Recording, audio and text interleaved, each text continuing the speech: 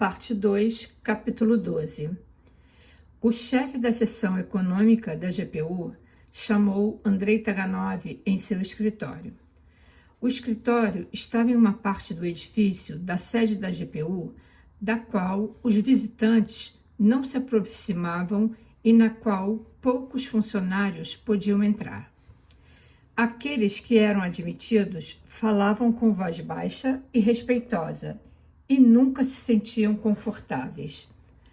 O chefe estava sentado em sua mesa. Vestia uma jaqueta militar, uma calça ajustada, botas altas e uma pistola em sua cintura. Tinha cabelo curto e um rosto barbeado que não entregava sua idade. Quando ele sorria, mostrava dentes muito pequenos e gengivas amplas e amarronzadas. Seu sorriso não transmitia nenhuma alegria, nenhum significado. Sabia-se que era um sorriso só porque os músculos de seu rosto se enrugavam e sua gengiva ficava à vista.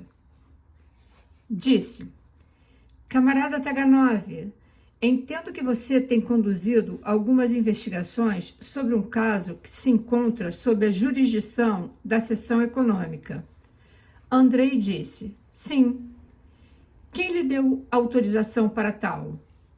Andrei disse: "Meu carnê do partido." O chefe sorriu, mostrando suas gengivas, e perguntou: "O que lhe fez começar a investigação?" "Uma prova incriminatória." "Contra um membro do partido?" "Sim." "Por que não a entregou para nós? Eu queria estar em condições para apresentar um relatório completo." "Está?" "Sim." "Tem intenção de informar o chefe de seu departamento?" "Sim." O chefe sorriu e disse: "Sugiro que se esqueça de tudo isso." Andrei disse: "Se isto for uma ordem, recordo-o de que você não é meu chefe. Se for um conselho, não preciso dele." O chefe o encarou em silêncio e depois disse: "A disciplina estrita e a lealdade sincera são qualidades louváveis, camarada Taganov. No entanto, como disse o camarada Lenin, um comunista deve se adaptar à realidade. Já considerou as consequências do que você planeja expor?" "Sim." "Parece-lhe recomendável tornar público um escândalo que implica um membro do partido neste momento?" Essa deveria ter sido a preocupação do membro do partido envolvido. "Conheceu o meu interesse naquela pessoa?" "Sim." "Saber disso influencia em algo seus planos?" "Não." "Você já pensou que eu poderia ser útil para você?" "Não, nunca." "Não acha que esta seja uma ideia que mereça ser considerada?" "Não, não acho." "Há quanto tempo tem estado em sua atual posição, camarada Taganov?" 2 anos e 3 meses. "Com o mesmo salário?" "Sim." "Não lhe atrai uma promoção?" "Não." "Você não acredita no espírito de ajuda mútua e cooperação com seus camaradas do partido?" "Não acima do espírito do partido." "Você está dedicado ao partido?" "Sim." "Acima de todas as coisas?" "Sim." "Quantas vezes enfrentou o comitê de expurgo do partido?" 3 vezes. "Sabe que se aproxima outro?" "Sim." "E vai apresentar esse relatório sobre o caso ao seu chefe?" "Sim." "Quando?" "Nesta tarde, às 4 horas." O chefe olhou para seu relógio de pulso. "Muito bem. Dentro de 1h30, então." "Isso é tudo?" "Isso é tudo, camarada Taganov." Alguns dias depois, o chefe de Andrei o chamou ao seu escritório. O chefe era um homem alto e magro, com uma barba loira, pontiaguda e um pissenê dourado sobre um nariz fino e longo. Vestia um caro traje castanho de um turista estrangeiro. Tinha as mãos longas e nodosas de um esqueleto e a aparência de um professor universitário frustrado. Sente-se, disse o chefe, levantando-se para fechar a porta. Andrei se sentou. Parabéns, camarada Taganov, disse o chefe. Andrei inclinou a cabeça. Você fez um trabalho valioso e prestou um grande serviço ao partido, camarada Taganov. Não podia ter escolhido uma hora melhor para tal. Colocou em nossas mãos exatamente o caso de que precisávamos. Com a difícil situação econômica atual e a perigosa tendência da opinião pública, o governo precisa mostrar às massas quem é responsável pelo seu sofrimento e fazê-lo de uma forma que não seja esquecida. As atividades contra-revolucionárias insidiosas dos especuladores que privam nossos trabalhadores de suas rações de comida tão duramente ganhas devem ser levadas à luz da justiça proletária. Os trabalhadores devem ser recordados de que os seus inimigos de classes conspiram dia e noite para minar o único governo proletário do mundo. Nossas massas trabalhadoras devem ser informadas de que têm de suportar pacientemente as suas dificuldades temporárias e dar o seu total apoio ao governo que luta pelos seus interesses contra conflitos tão intensos, como o caso que você nos trouxe, mostrará ao público. Isso, em resumo, foi o assunto da minha conversa com o diretor do Pravda nesta manhã. A propósito da campanha que estamos começando, vamos tornar este caso um exemplo. Todos os jornais, todos os clubes, todos os púlpitos públicos serão mobilizados para tal tarefa. O julgamento do cidadão Kovalensky será transmitido em todos os vilarejos da URSS. O julgamento de quem, camarada? O julgamento do cidadão Kovalensky. Ah, sim, claro, por certo. Aquela carta do camarada Serov que você anexou ao relatório do caso. Aquela é a única cópia dela que existe? Sim, camarada. Quem a leu além de você? Ninguém.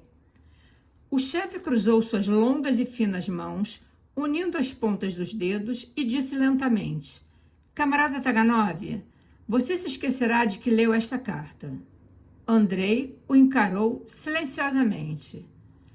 Esta é uma ordem do comitê que analisou seu relatório. No entanto, tomarei um tempo para explicar, pois aprecio seus esforços no assunto. Você leu os jornais, camarada Taganov? Sim, camarada. Sabe o que está ocorrendo agora em nossos vilarejos? Sim, camarada. Está ciente de que como estão os ânimos em nossas fábricas? Sim, camarada. Você se dá conta do precário equilíbrio de nossa opinião pública? Sim, camarada.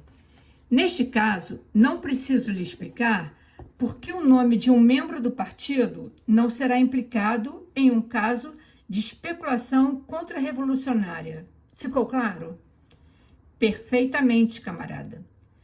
Você deve ter muito cuidado e se lembrar de que não sabe nada sobre o camarada Pavel Serov. Ficou claro? Completamente, camarada. O cidadão Morozov renunciará a seu posto na Companhia Estatal de Alimentos, por motivos de doença. Ele não será incluído na ação, pois isso mancharia a imagem de nossa Companhia Estatal de Alimentos e abriria espaço para muito falatório desnecessário. Mas o verdadeiro culpado e o espírito dominante por trás da conspiração, o cidadão Kovalensky, será preso hoje à noite. Isso está de acordo com a sua aprovação, camarada Taganov? Minha posição não me permite aprovar nada, camarada. Apenas recebo ordens. Muito bem colocado, camarada Taganov. Obviamente, o cidadão Kovalensky é o único proprietário legal e registrado desse comércio de alimentos, conforme verificamos. É um aristocrata de nascimento e filho de um pai executado por contra-revolução. ele já foi preso antes, por uma tentativa ilegal de sair do país. Ele é um símbolo vivo da classe que as nossas massas trabalhadoras sabem ser o inimigo mais amargo dos soviéticos.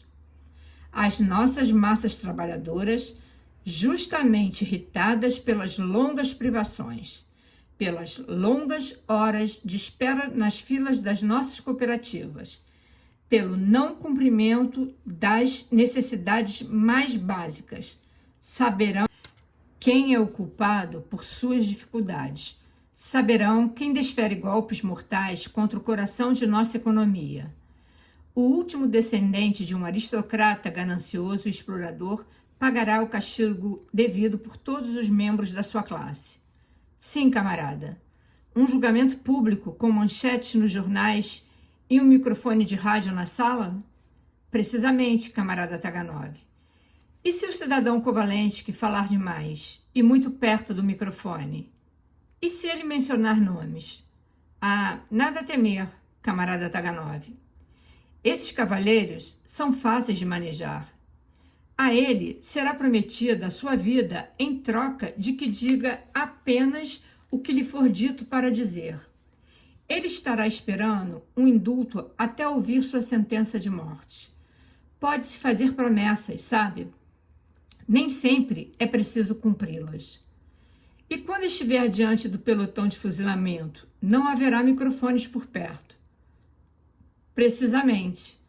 E claro, não será necessário dizer que ele estava sem trabalho e morrendo de fome quando se pôs a serviço dessas pessoas não mencionadas. O que quer dizer com isso, camarada Taganov? Uma sugestão útil, camarada. Também será importante explicar como um aristocrata despossuído conseguiu pôr suas mãos no coração de nossa economia. Camarada Taganov, você tem um dom excepcional para a oratória. Um dom excepcional. Isso nem sempre é uma vantagem para um agente da GPU. Deveria ter cuidado para não ser tão apreciado a ponto de o enviarem para um bonito destino, o Turquestão, por exemplo, onde terá muitas oportunidades para exibi-lo, como o camarada Trotsky, por exemplo. Servi no Exército Vermelho sob o comando do camarada Trotsky. Tampouco lembraria isso com muita frequência, camarada Taganov, se fosse você. Não lembrarei, camarada.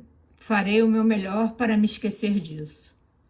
Às 6 da tarde, camarada Taganov, você comparecerá para fazer uma busca no apartamento do cidadão Kovalensky por quaisquer evidência ou documentos pertinentes a esse caso.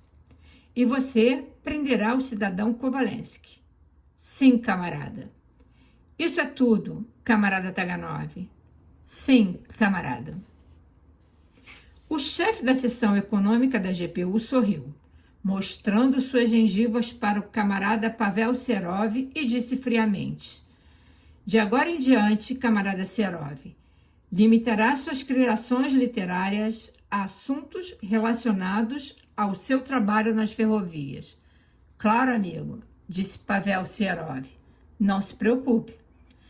Não sou eu que deve se preocupar nesse caso, devo lhe recordar. Ah, que inferno! Já me preocupei até enjoar. O que você quer? Não tenho mais cabelos para embranquecer. Mas só uma cabeça sob os cabelos. O quê? O que você quer dizer? Você tem a carta, não tem? Não mais. Onde ela está? Queimada. Obrigada, amigo. Tem boas razões para estar agradecido. Ah, claro. Sim, estou agradecido. Um favor se paga com outro. Olho por olho. Como é o ditado? Eu fico calado sobre algumas coisas, enquanto você mantém os outros calados, devido aos meus pequenos pecados, como bons amigos. Não é tão simples assim, Serov. Por exemplo, seu amiguinho aristocrata, o cidadão Kovalensky, terá que ir a julgamento e... Inferno! Acha que isso me fará derramar lágrimas? Ficarei muito contente em ver aquele arrogante ter seu pescoço branco torcido. Sua saúde, camarada Morozov, exige um longo repouso e uma viagem para um clima mais quente, disse o funcionário.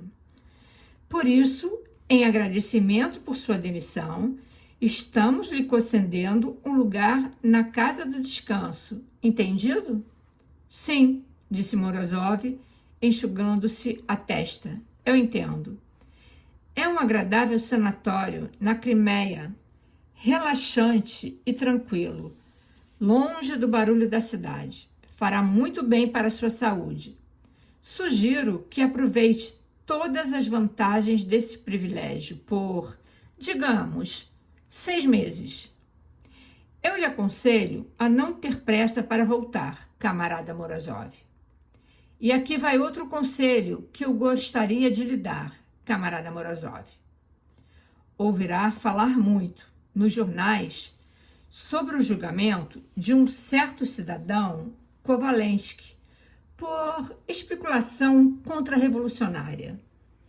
Seria prudente informar a todos os demais pacientes do sanatório que você não sabe nada sobre o caso.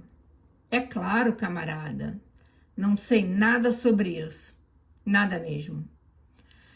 O funcionário se inclinou frente a Morozov e sussurrou em tom franco e confidencial. E se eu fosse você, não tentaria mover um fio por Kovalensky, mesmo que ele esteja condenado ao pelotão de fuzilamento.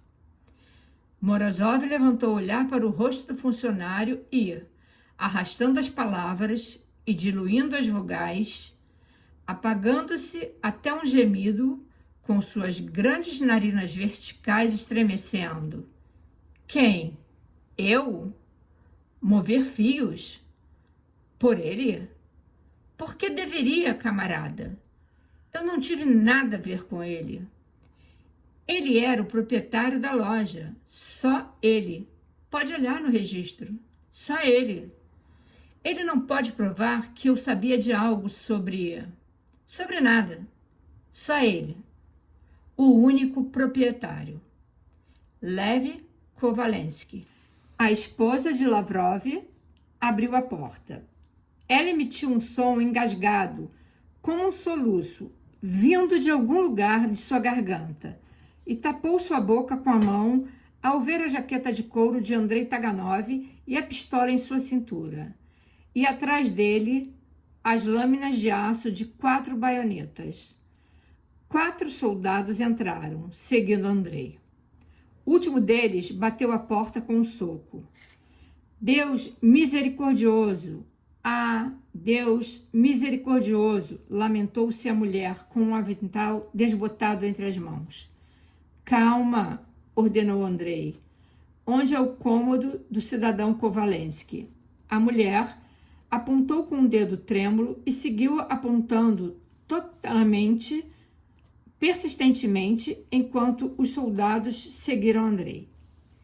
Ela olhava estupidamente para o cabedal do alpendre, para os casacos velhos que pareciam conservar o calor e a forma dos corpos humanos ali pendurados, enquanto 3 lâminas finas de aço moviam-se lentamente e 6 botas marchavam com força o chão, ecoando como um tambor abafado. O soldado, com a 4ª baioneta, permanecia parado na porta. Lavrov se ergueu de golpe quando os viu. Andrei cruzou rapidamente o cômodo sem olhar para ele. Um breve gesto da mão de Andrei, brusco e decidido como um chicote, fez um dos soldados permanecer postado junto à porta. Os outros seguiram Andrei até o cômodo de Léo. Léo estava sozinho, sentado em uma poltrona junto à lareira, sem paletó, lendo um livro. O livro foi a primeira coisa que se moveu quando a porta se abriu. Baixou pouco a pouco até o braço da cadeira, em uma mão firme, o fechou. Então, Léo se levantou lentamente, o brilho do fogo ardendo sobre sua camisa branca e seus ombros retos. Ele disse sorrindo, o sorriso em um arco desdenhoso: "Bem, camarada Taganov, e não é que eu sabia que algum dia nos encontraríamos assim?" No rosto de Andrei não havia nenhuma expressão. Estava fixo e imóvel, como uma fotografia de um passaporte, como se suas rugas e músculos tivessem se endurecido e se tornado algo sem significado humano, algo que só tinha a forma de um rosto humano. Ele entregou a Léo um papel que tinha selos oficiais e disse, com uma voz que só era humana, porque os sons que emitia eram do alfabeto: "Mandado de busca, cidadão Kovalensky." "Vá em frente", disse Léo, inclinando-se com seriedade e elegância, como se fosse um convidado a uma recepção oficial. "Seja muito bem-vindo." 2 movimentos rápidos da mão de Andrei mandaram um soldado para uma cômoda e outro para a cama. Gavetas foram abertas. Pilhas brancas de roupas íntimas caíram no chão pelo esforço dos punhos enormes e escuros que cavavam com rapidez e habilidade e voltavam a fechar as gavetas com um estrondo, uma após a outra. Uma pilha branca cresceu no chão em volta das botas pretas, que brilhavam como a neve derretida. Uma mão rápida arrancou a colcha de cetim da cama, depois a manta e os lençóis. O golpe de uma baioneta rasgou o colchão e 2 punhos desapareceram no corte. Andrei abriu as gavetas de uma mesa. Ele as revirou rapidamente, mecanicamente, seu polegar folheando as páginas dos livros com movimentos circulares, como o ruído que se ouve ao se embaralhar cartas. Deixou os livros de lado, reuniu todas as notas e cartas, enfiando-as em sua maleta. Léo estava sozinho, no meio do cômodo. Os homens não reparavam em sua presença, como se as ações deles não lhe dissessem respeito, como se ele fosse apenas uma peça de mobília, a última a ser aberta. Estava sentado, meio inclinado sobre uma mesa, suas mãos apoiadas sobre a borda, seus ombros curvados, suas longas pernas esticadas.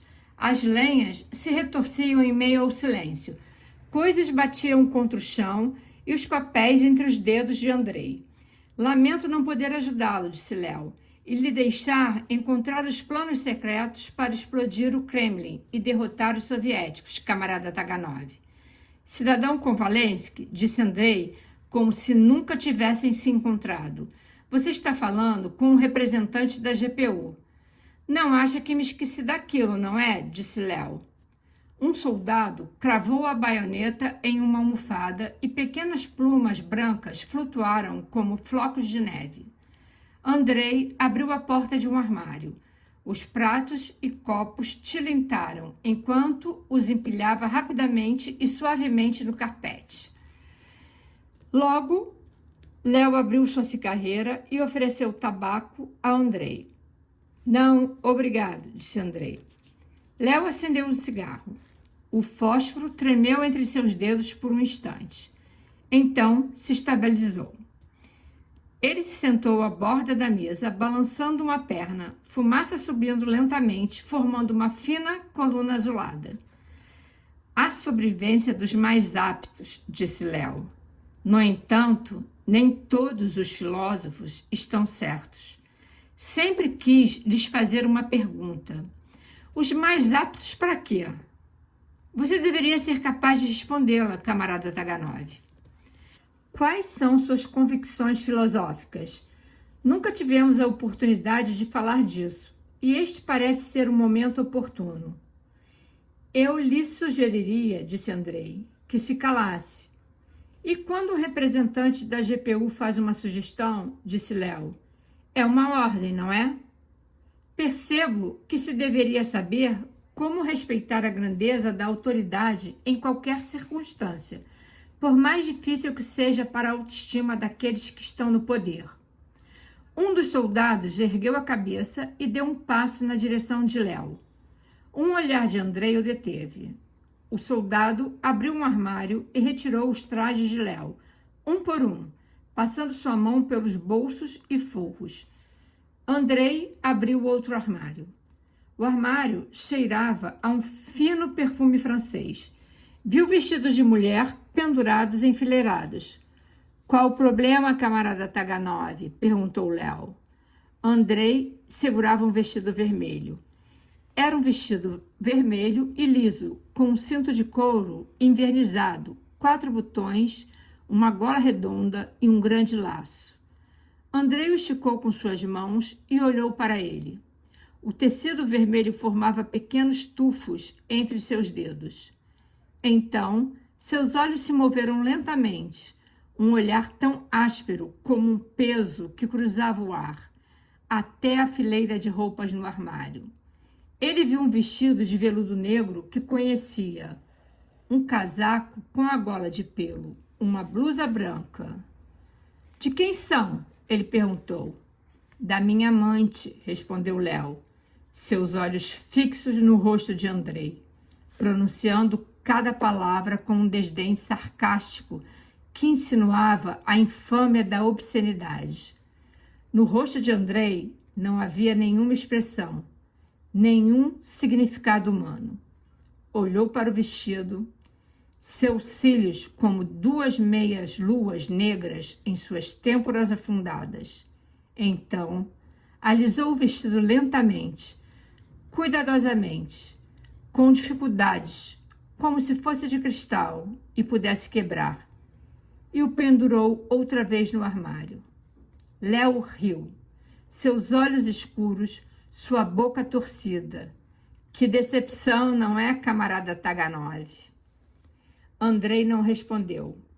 Tirou os vestidos lentamente, um por um, e passou os dedos pelos bolsos, através das suaves pregas que exalavam perfume francês.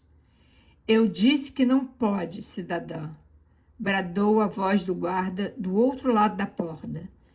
Não pode entrar agora. Ouviu-se o som de um confronto atrás da porta, como se um braço tivesse apertado um corpo com um empurrão. Uma voz gritou, e não era a voz de uma mulher, nem uma voz feminina, mas um uivo feroz de um animal em agonia mortal. Deixe-me entrar, deixe-me entrar.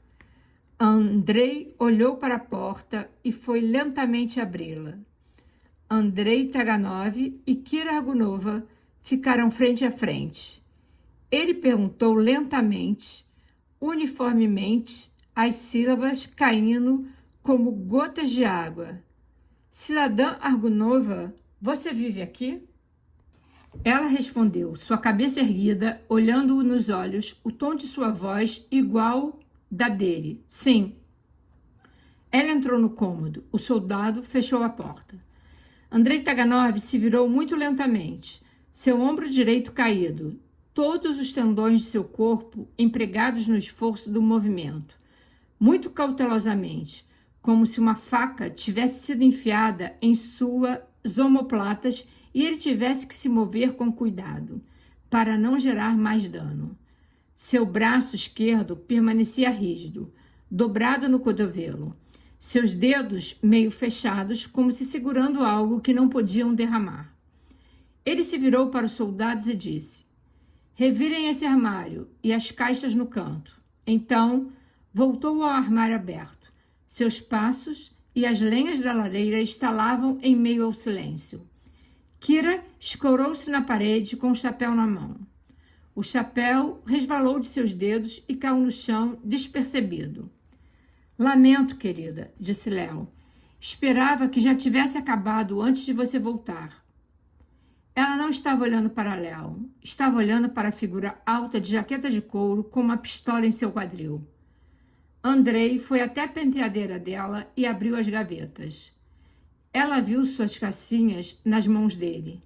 Camisolas brancas de cambraia, rendas e frufrus em seus dedos firmes e pausados.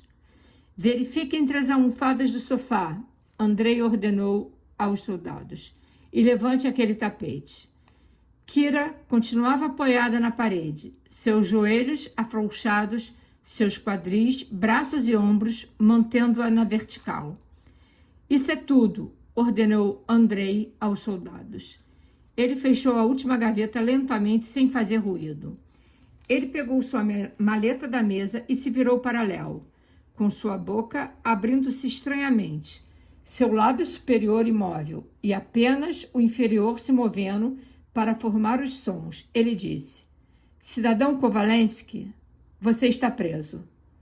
Léo deu de ombros, pegou o seu casaco sem dizer nada. Sua boca demonstrava desprezo, mas percebeu que seus dedos estavam tremendo.